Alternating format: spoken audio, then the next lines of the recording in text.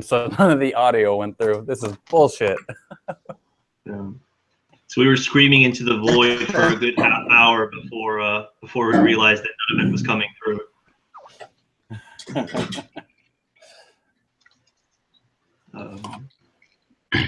Yeah. Do you want me to repeat this kind of intro I did for the Rabbit Hangout? Sure. Yeah, we can just sort of summarize some main points, I guess. Right, yeah. can you hear me? Yes. All right. Yep. So you're gonna have to help me out here because my memory is notoriously terrible. But yesterday, this guy named Tampio published an article at Eon. Basically, we all kind of agreed here defending the Eurocentric status quo in philosophy departments. And in the course of doing so, he presented several really bad arguments and quite a few simply laughable arguments and claims. It's a short article about a little over 1,000 words, so anyone who wants to kind of like laugh along can just go ahead and do that. And if you link the article on the Google Hangouts chat, I can screen share it for us. Yeah, that would be great. The chat's that blue box at the top left. Cool.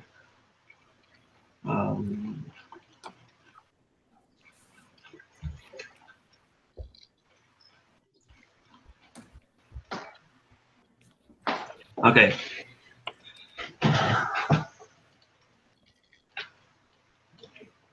I'm going to share it without the Genius link, even though I absolutely adore Genius. It's a great way to like read online because it basically, I treat it like the margins in a book. Oh, nice. I haven't used because that. it just lets you like it just lets you annotate things, and it's really good for like collaborative taking down of a of some bit of writing.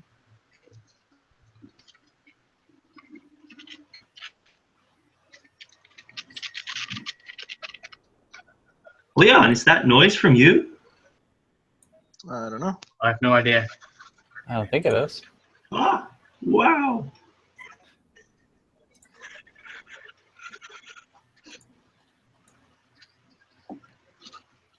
Alrighty.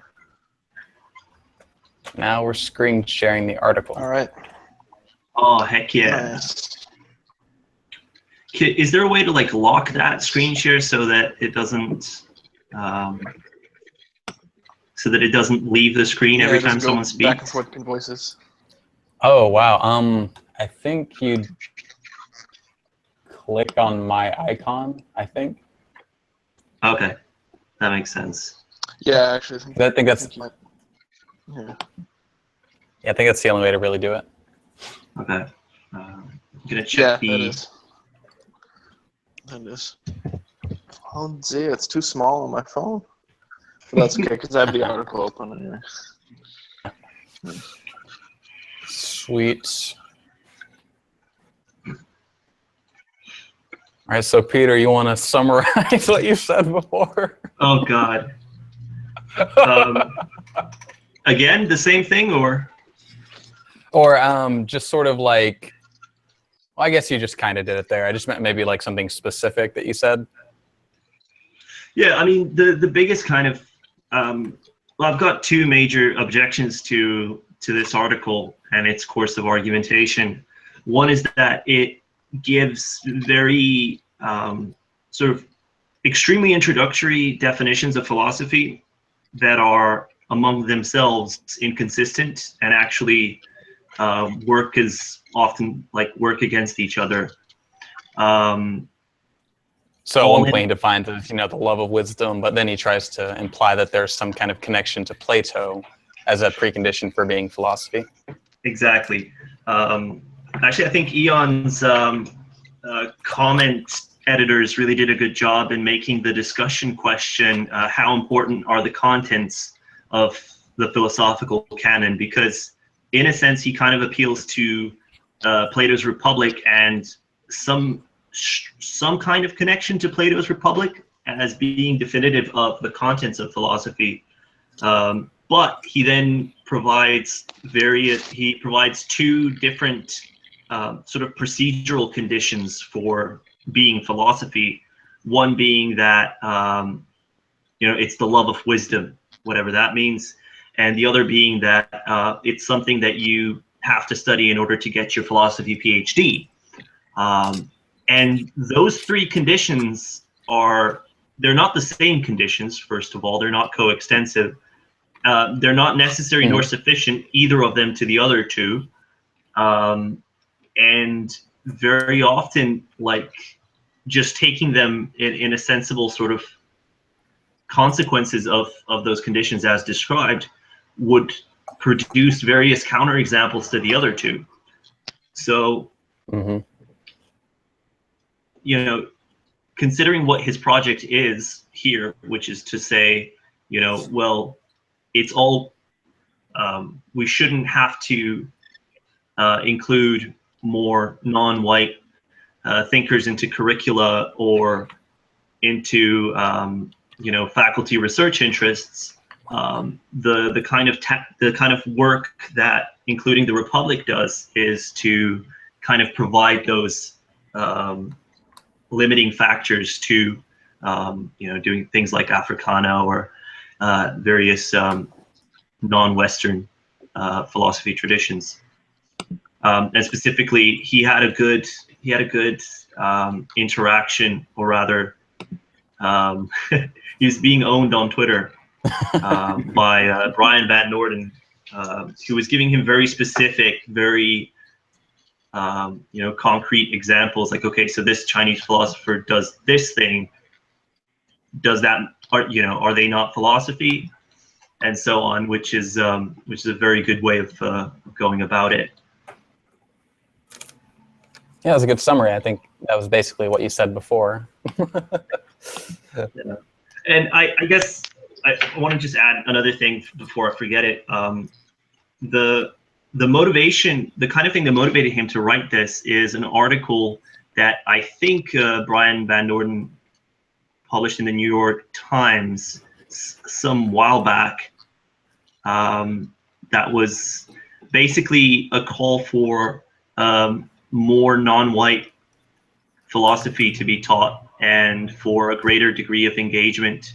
It was the arguments presented there were basically that, well, look, we kind of tend to consign, African philosophy into like African studies or things like that. And unless philosophy departments are willing to open up the kind of range of possible teaching and research to include non-Western philosophy, then we should do the same thing to philosophy as such as we do to, like, like Latin American philosophy is, Latin studies or whatever. And so why not just call it, Western studies or something like that, which is a very sort of tongue-in-cheek call out to it, which the author of this article here took very seriously, and saw that as being a charge of philosophy being racist and sexist, which isn't strictly speaking what the article he's responding to accused philosophy as such of being. But that's how he read it, and it's definitely a lot more obvious if you look at the Genius annotations and his replies to some of my annotations there, where the author of this article explicitly says that, well, they accused philosophy of being racist, they accused philosophy of being sexist, and that's kind of why he's replying to it, which is a fairly bad misreading of the article he's responding to. So yeah. Oh, that's great.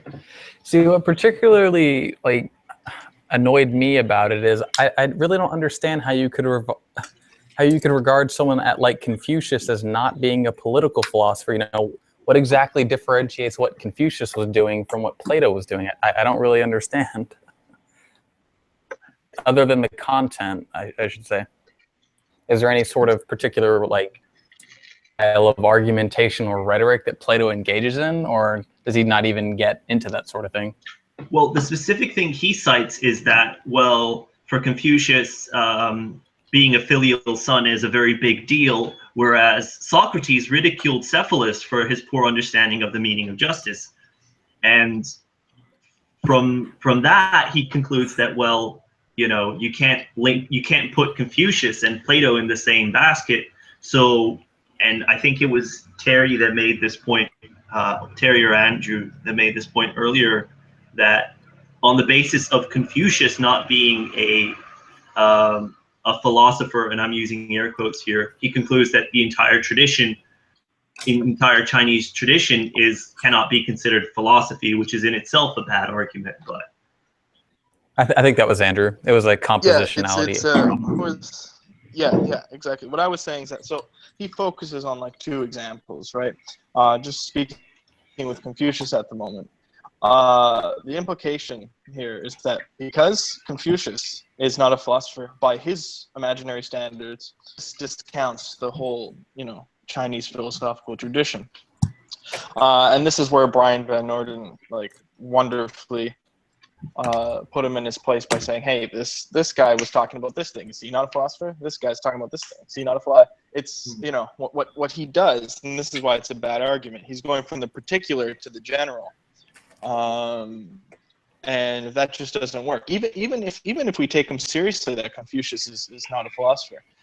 But this is kind of silly because really, what this boils down to, this like paragraph on Confucius, it boils down to anybody who disagrees with Plato, in whatever or to whatever extent that he deems reprehensible, really, shouldn't be considered a philosopher. And this is like, when one thinks in a very general sense, this is like completely inconsistent with what happens in philosophy, right?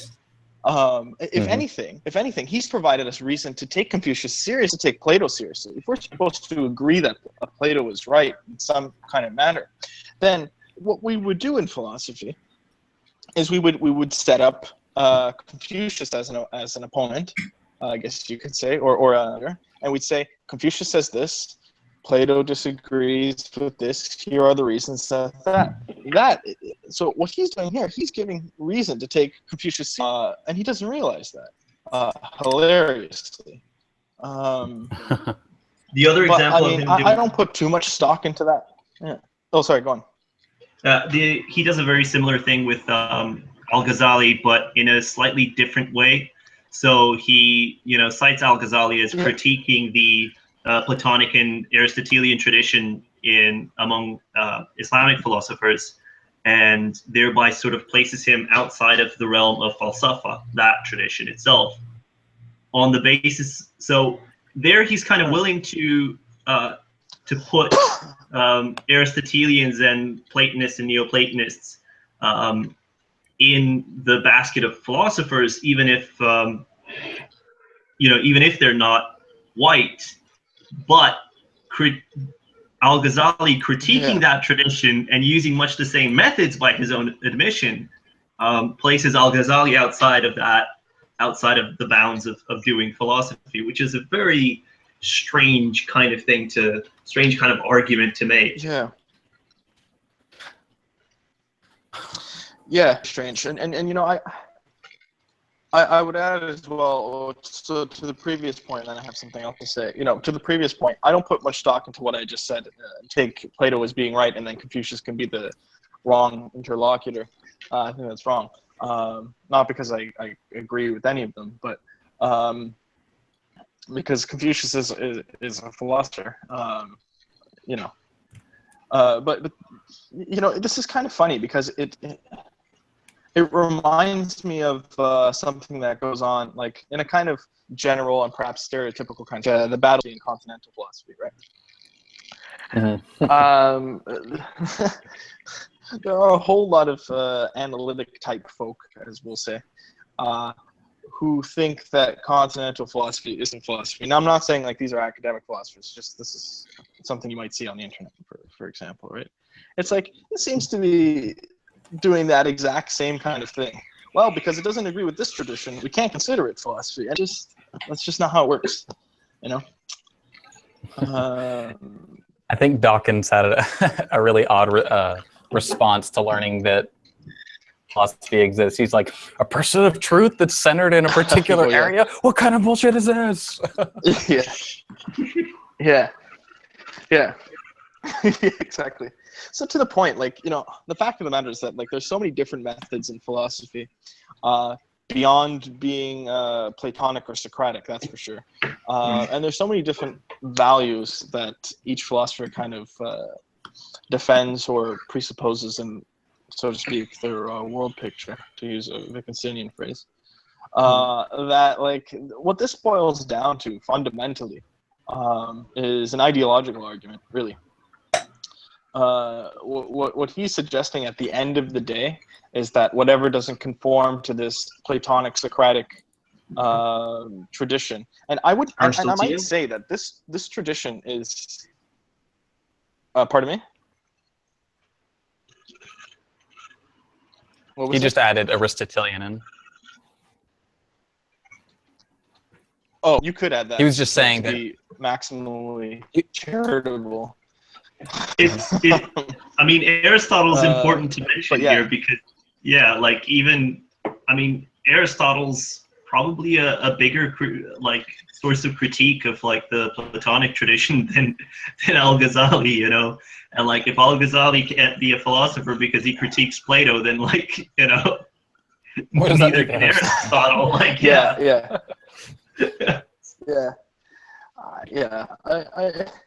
I mean, I guess the fact of the matter is that, like, you know,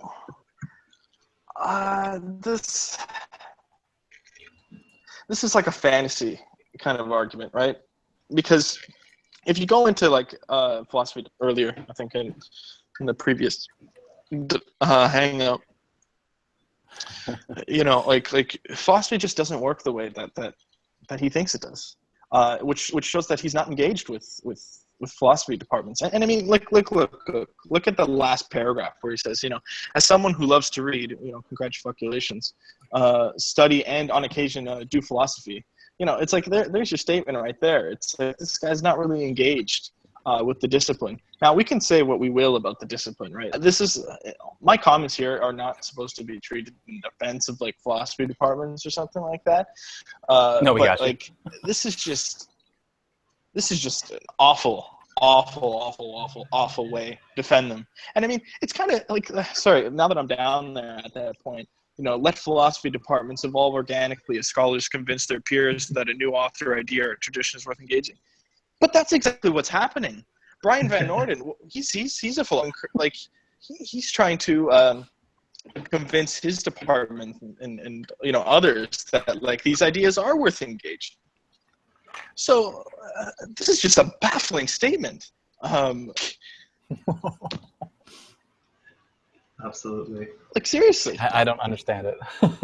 The overall motivation that he presents, and this also comes out both in the article itself and in his Twitter interactions and the interactions with me specifically on the Genius annotations, is that he really he makes this mistake, and the mistake is to look at someone like Brian Van Norden doing a critique of philosophical institutions and just what's deemed as an acceptable research interest, or what's deemed as an acceptable course to teach as part of your being a philosopher. He looks at those critiques, and then he looks at things like Marco Rubio saying that we need more welders and not philosophers, and he kind of makes a link between the two.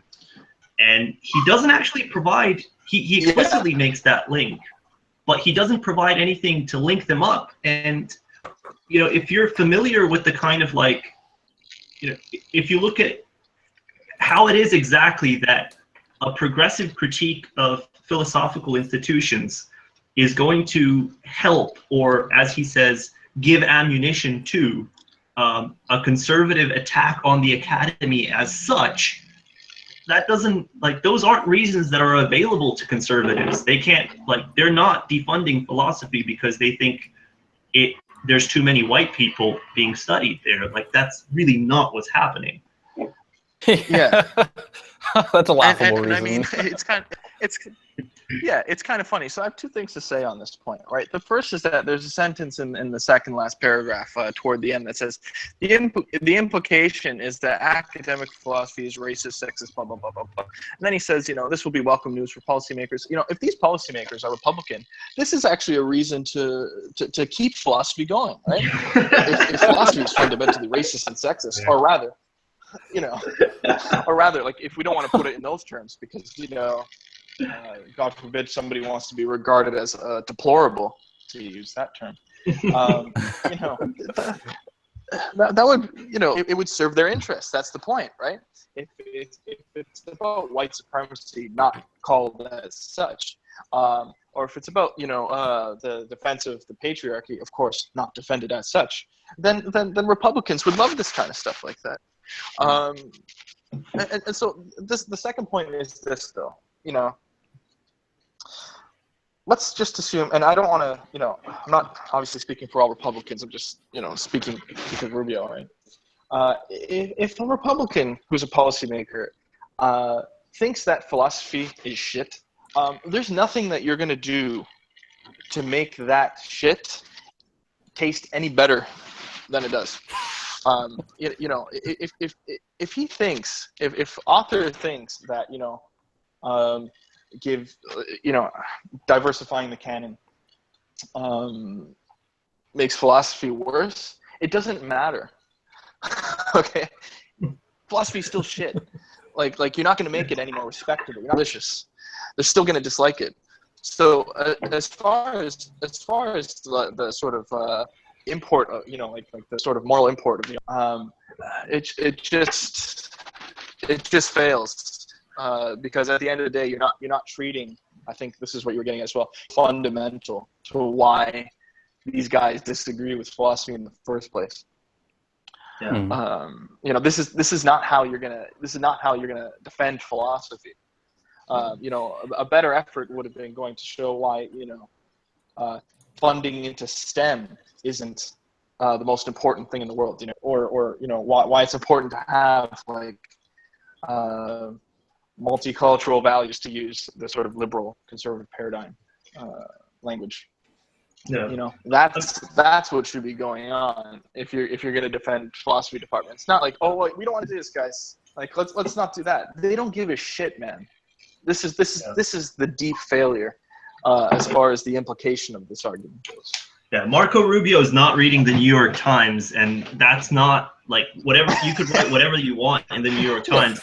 That isn't.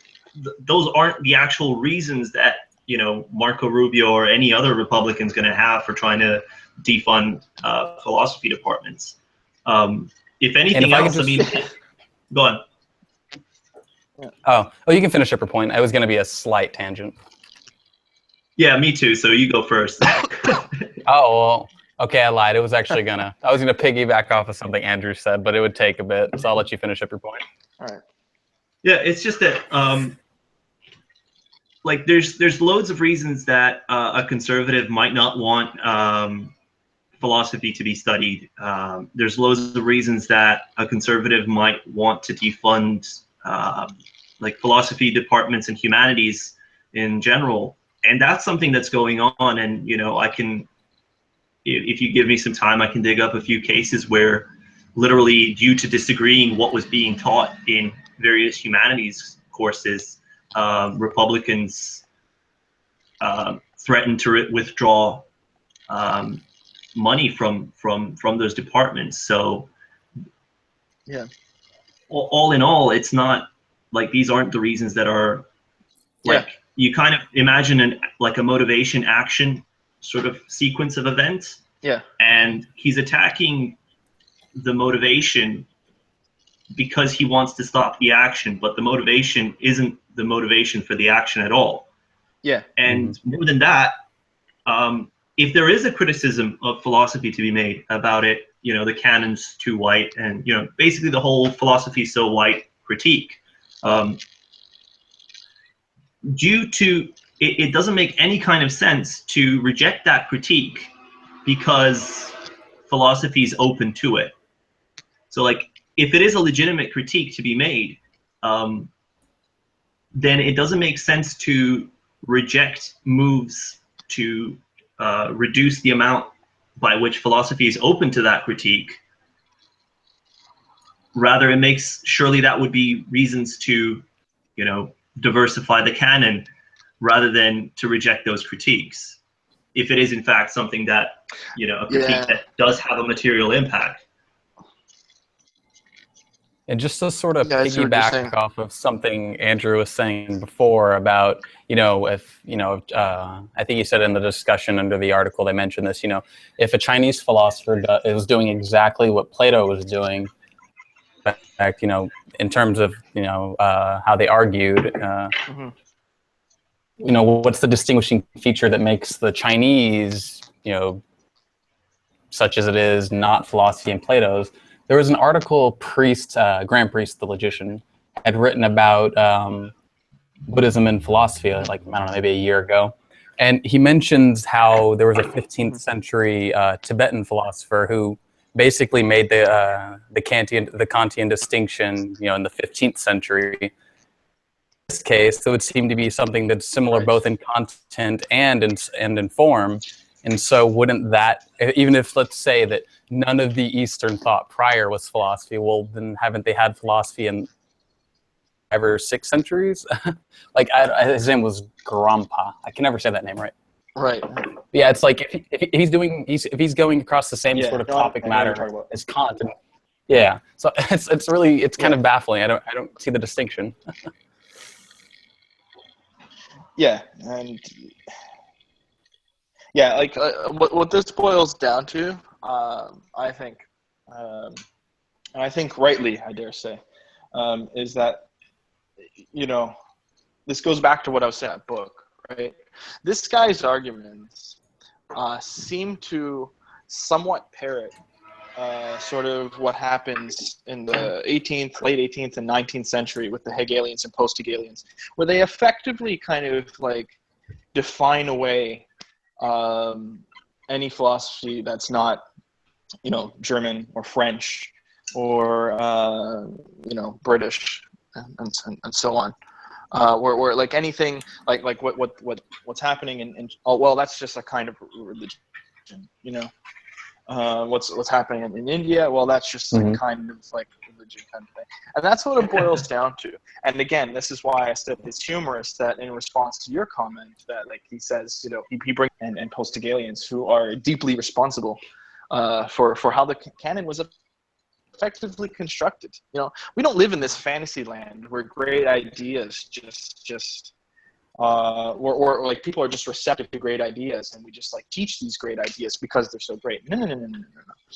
It's like decisions about like what to teach and who to teach and all that other kind of stuff like that are they reflect group-based interests and stuff like that, not great quality ideas and stuff like that. Case in point, what I'm just talking about now. And again, sorry, go on. Yeah, so I remember a little thing out of the late Marvin Minsky's lectures. He's giving his lecture, and one of the people in attendance asks, and he's giving a list of like philosophers, and he says, well, these are philosophers, and someone in the audience asks, okay, so why, why don't we have like Confucius or other people in there? And Marvin Minsky asks, he answers, well, they were doing a kind of religion. And you look at his list, and it's got like Thomas Aquinas and Augustine in there, and it's like, dude. Yeah, exactly.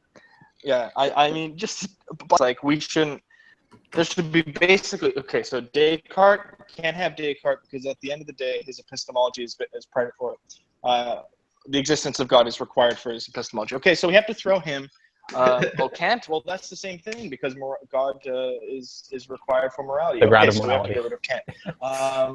Berkeley. Oh, well, the whole thing with Berkeley is that God is we need some ultimate perceiver kind of thing. Okay, so there goes Berkeley. That's ridiculous. As soon as you kind of identify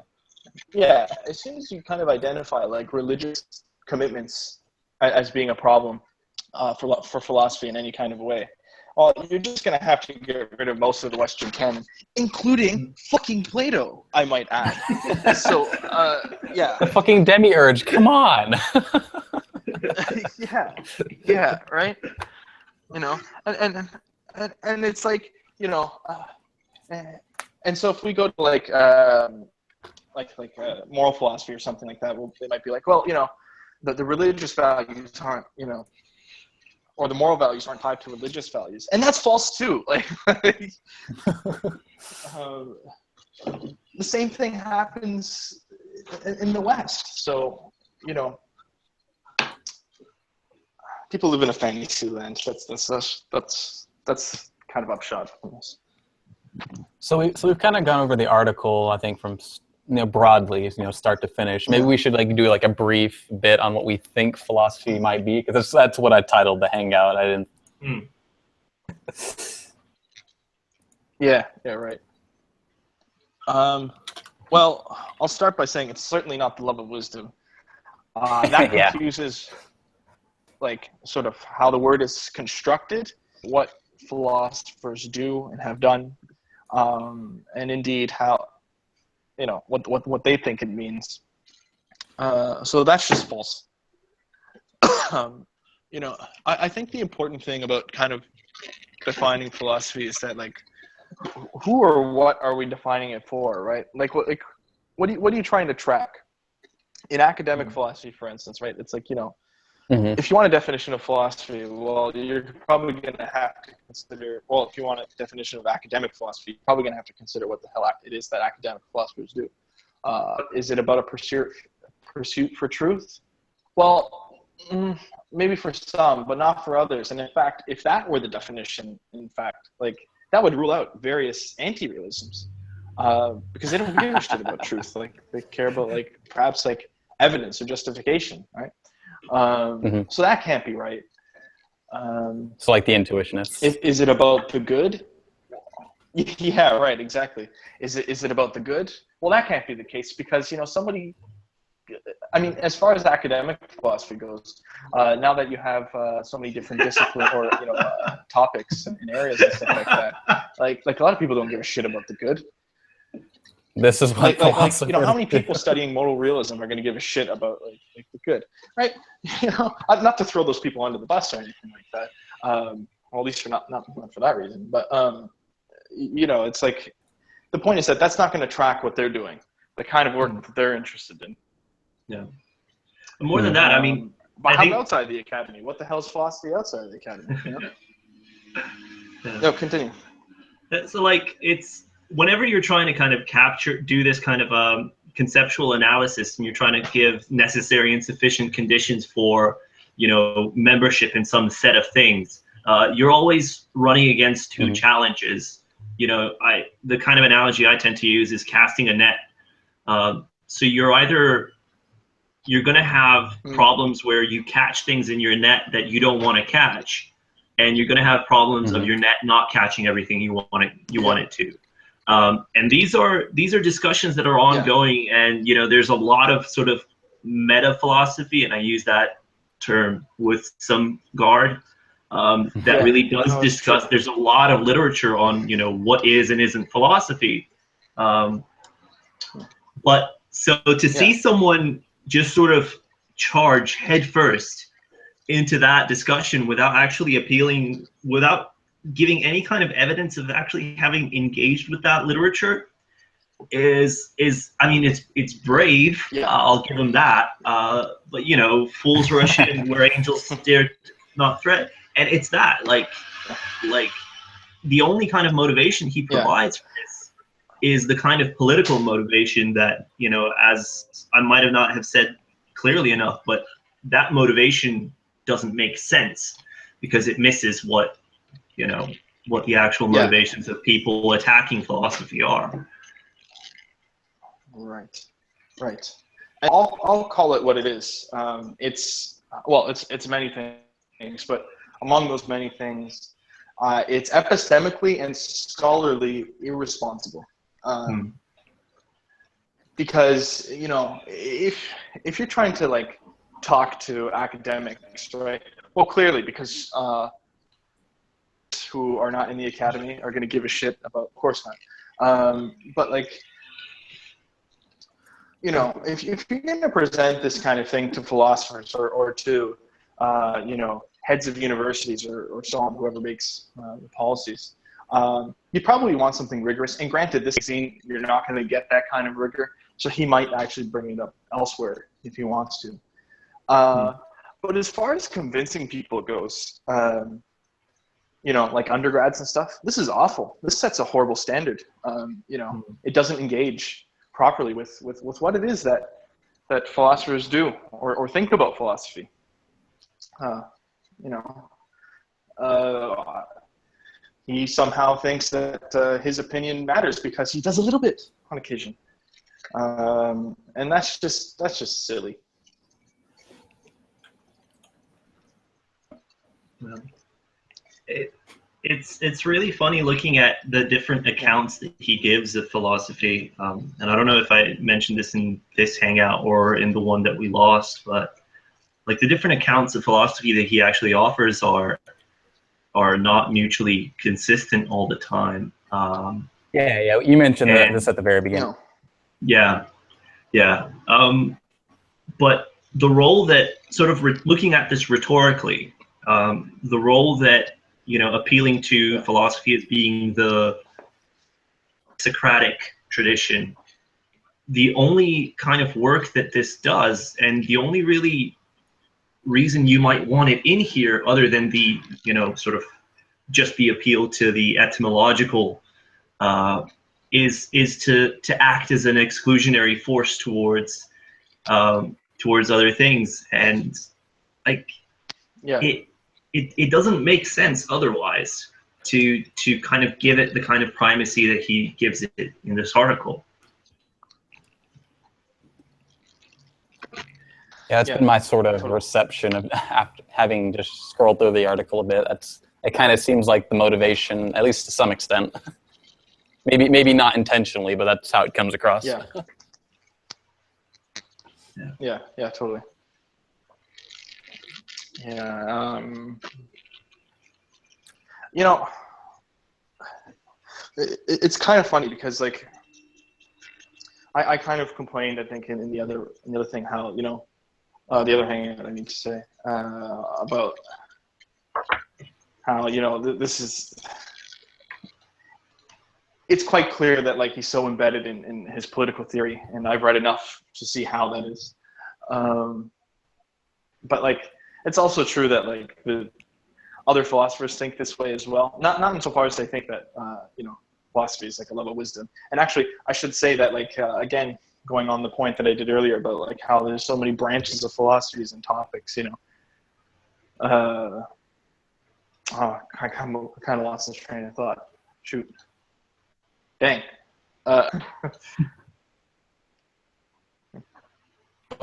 I think what you had said was something to the effect of, since there's so many different branches and discourses going on within academic philosophy, maybe it would be hard to get a really nice, rigorous definition that covers what you want to cover, perhaps. I think that, or maybe that was Peter that said that. Yeah, right. Yeah. Yeah, no, those, I think I said that. But yeah, I mean, all this to say, like, to connect it back to what I was first saying, was that, like, you know, this kind of attitude is not distinctive to, like, this guy. Like, even philosophers hold it. You know, we shouldn't teach this kind of stuff because the quality of ideas is important. You know, it's not important to diversify. I mean, that's kind of silly because, like, you know, what makes quality, right? Quality is not just that something is rigorous. Quality also involves value, right? And so it's also an argument about what we should value. So, like, they can't just like they can't just throw this argument like, well, you know, we can't take Indian philosophers seriously because like they don't have good, because they don't follow this kind of form of argument that we've respected for so long. I mean, it's not just about that. It's also about like, so there's a reason, for instance, that we teach Rawls and John Stuart Mill instead of fucking Hitler, right? Like, we could teach Hitler. You know, obviously he's not a great philosopher.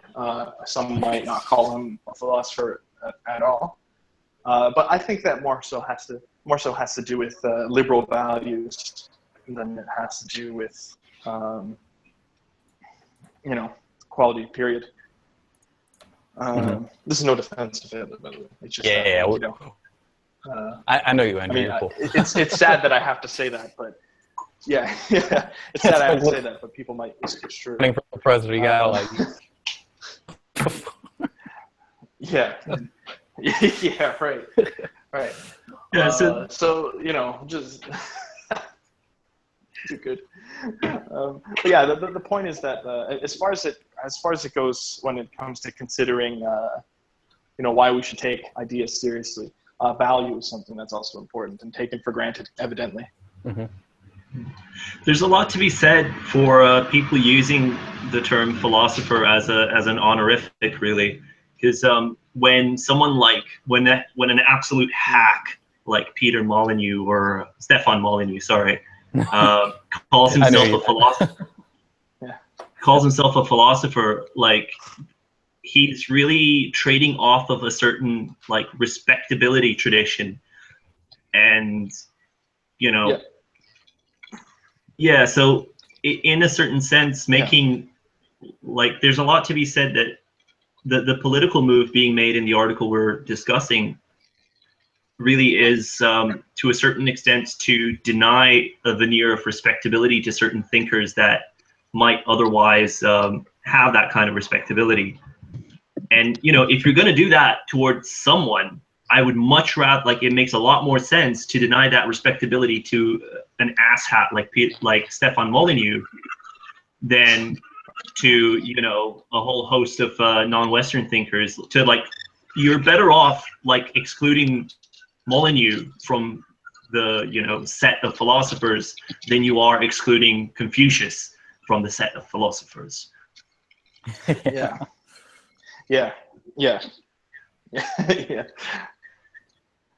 That's true. Oh, man, yeah. To get back to the question, because I kind of let off with this discussion. I just see the what an asshat. But yeah, because the question is, you know, what is philosophy? You know, what do you guys think philosophy is?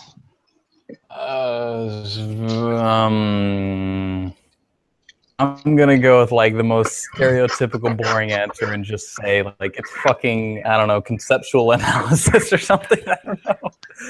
It seems like the driest, like most standard answer you could hear. The impartial search for truth or some bullshit. I'm not sure. Yeah. Brian Van Norden gave like a good retort to general attempts to kind of provide an account like that, and it's really that philosophy is a family resemblance term. You fucking Wittgensteinians. Yeah, baby. No, that makes sense. Yeah, right. In terms of categorizing, and I mean that's the only sensible answer that you can give that gets around the usual problems of giving necessary and sufficient conditions. It's that, you know, there are no necessary and sufficient conditions that cover all the cases we want and exclude all the cases we don't want to exclude. Yeah.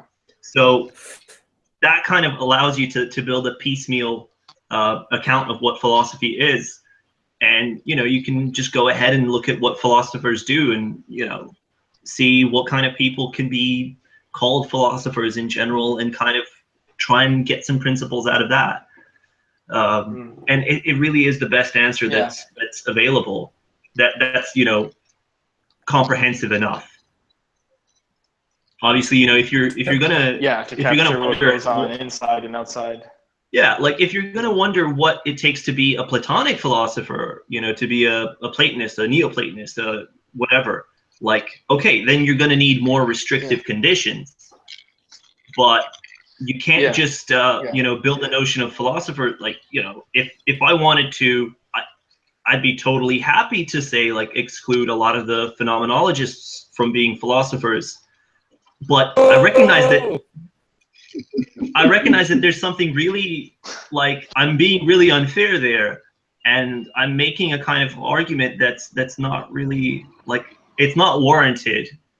I can't just, like, here's a set of conditions, here's a set of things that you have to agree with me on in order for me to recognize you as a colleague. Like, that's not what it takes. Right. Yeah. I think that's a good point. Yeah, I think sensitivity to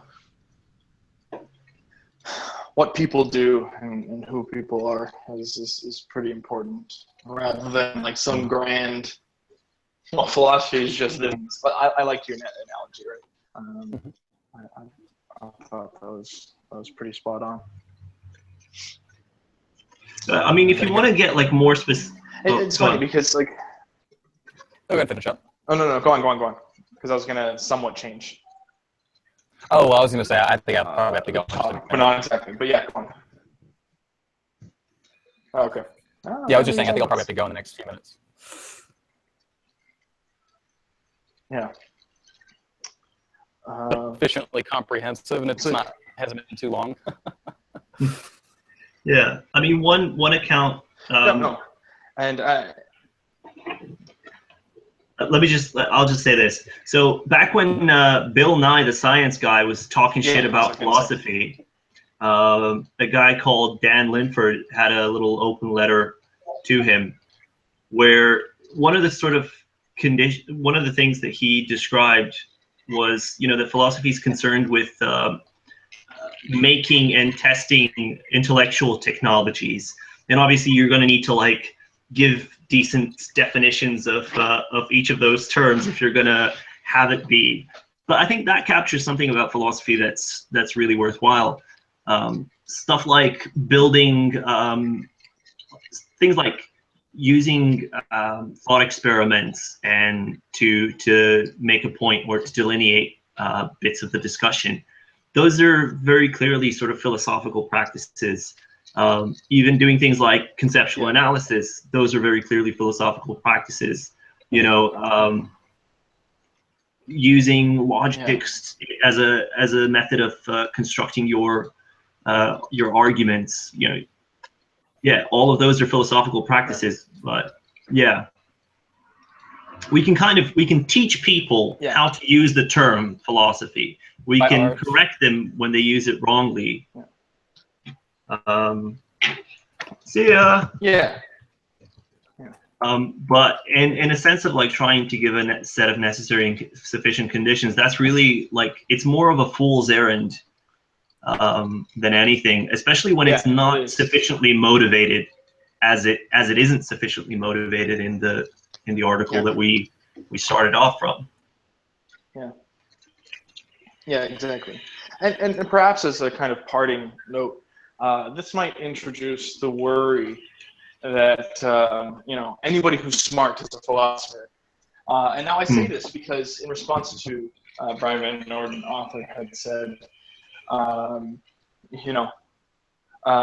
well, I mean, does anybody who's smart count as a philosopher? It was something like that. That's just kind of the wrong way of going about. Just as a comment, when you're told that these people are philosophers for the reason that they satisfy the criteria that you provide, the response isn't that, like, oh wait, so everyone who's smart gets to count as a philosopher? No, that misses the point. In that case, is that those people should be treated as philosophers because of the stated criteria, at least, that was specified. They talk about knowledge. They talk about the nature of knowledge and the nature of the universe or whatever, right? Like, if those are sort of the things to talk about, or if those are the things that make someone's work philosophy, then by rights, you should count them as a philosopher and take them seriously too, because they have the ideas to back it up. But that's the funny thing. This isn't introduced that like, yeah.